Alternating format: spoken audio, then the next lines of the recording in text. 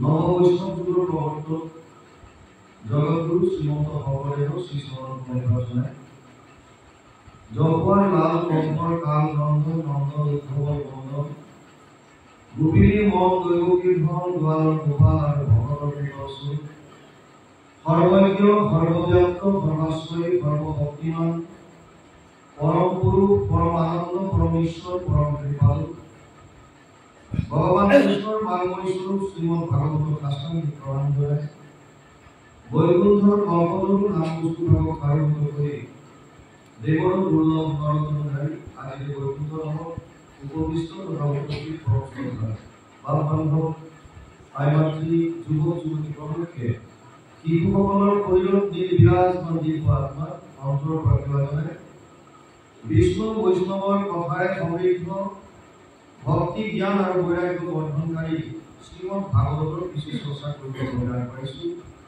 জয় জয়তে যিসকল উদ্যোক্তাৰ উদ্যোগত তথা ভক্তবান ৰাইজৰ দান বৰঙণিৰ দ্বাৰা আজিৰ এই অনুষ্ঠানটো অনুষ্ঠিত হৈছে সেই সকলোকে শ্ৰীচৰণত আমি আমাৰ শ্ৰদ্ধা প্ৰদান কৰিছোঁ।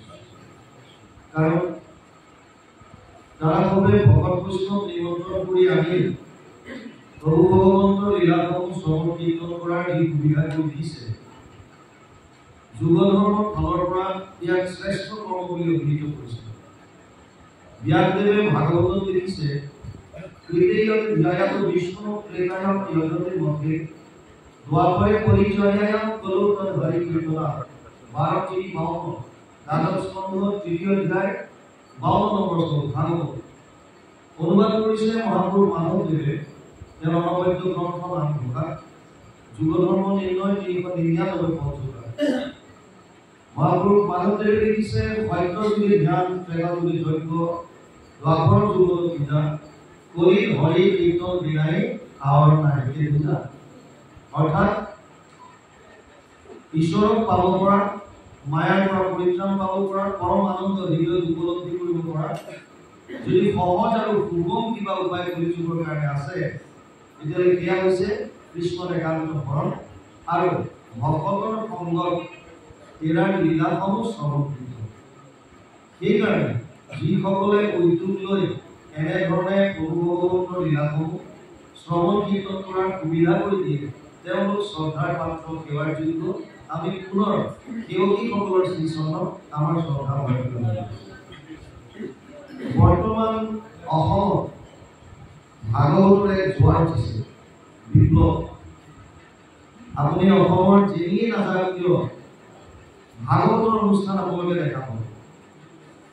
এইটো বেলেগ কথা ক'ৰবাত অবিৰত পাঠ হৈ আছে অবিৰত ভাগৱত পাঠ অখণ্ড ভাগৱত পাঠ ক'ৰবাত পাঠ আৰু পৰ্যালোচনা বুলি কৈছে ক'ৰবাত পাঠ আৰু ব্যাখ্যা কৈছে ক'ৰবাত ভাগৱতৰ আলোচনা কৰিছে বিভিন্ন নাম কিন্তু ভাগৱতৰ পৰা চৰ্চা চলিছে। এইটো এটা ভাল লক্ষণ। ব্যাসদেৱে পদ্মপুৰাণৰ উত্তৰ খণ্ডত ভাগৱত মহাত্ম্য প্ৰথম অধ্যায় 12 নম্বৰ শ্লোকত এটা কথা লিখিছে। ব্যাসদেৱে লিখিছে এতদস্মাৎ পৰম কিঞ্চিৎ মনঃশুদ্ধে অবিদ্যতে জন্মান্তৰে ভৱেৎ পুণ্যম তথা ভাগৱতম লভেৎ। পদ্মপুৰাণ উত্তৰ খণ্ড ভাগৱত মহাত্ম্য প্ৰথম অধ্যায় 12 নম্বৰ শ্লোক। ব্যাসদেৱে লিখিছে ভাগৱত এনেকুৱা এখন গ্ৰন্থ যিখন গ্ৰন্থ শ্ৰৱণ কৰিলে আমাৰ মনৰ ভাৱবিলাক শুদ্ধ হৈ যাব। মানে ভাগৱততকৈ শ্ৰেষ্ঠ গ্ৰন্থ মন শুদ্ধিকৰণৰ কাৰণে আন একো নাই।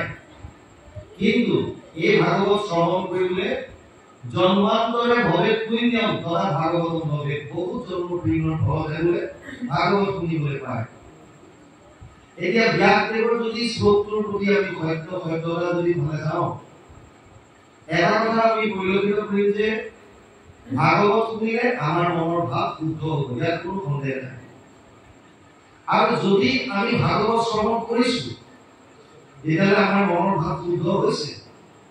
আৰু সেইফালৰ পৰা চাবলৈ গ'লে সমাজত যিবিলাক অপ্ৰীতিকৰ ঘটনা হৈ আছে এনেকুৱা ঘটনা হ'ব নালাগিছিল।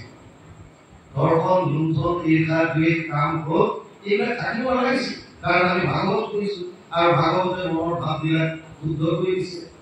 কিন্তু